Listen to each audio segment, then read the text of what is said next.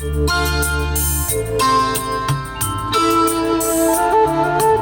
Friends, welcome back to JM कारकेर। आज हमारे पास आई है 3XO। इसमें हम जो अपग्रेड करने जा रहे हैं आज, वो जूनागढ़ में पहली बार हो रहा है।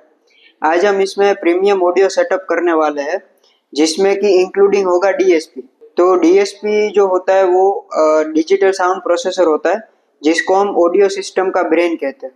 तो आज हम इसमें इंस्टॉल कर रहे हैं नाकामिची का डीएसपी, जो कि 4 चैनल इनबिल्ट एम्पलीफायर और 6 चैनल डीएसपी आता है। इसमें हम आगे और पीछे के स्पीकर और एक अंडर सीट वूफर रन करेंगे, ये 6 चैनल डीएसपी। अभी इस गाड़ी में डीएसपी का इंस्टॉलेशन हो चुका है, तो आप चेकआउट कर सकते हो कि कितना क्लीन वायरिंग हमने किया है।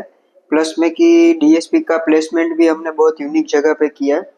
कस्टमर की रिक्वायरमेंट थी कि उनको सीट के नीचे एम्पलीफायर वगैरह कुछ नहीं चाहिए, तो जो अंडर सीट वूफर था वही एक हमने को पैसेंजर के सीट के नीचे रखा है। बाकी डीएसपी का इंस्टॉलेशन आप चेकआउट कर सकते हो किस तरह से हमने किया है।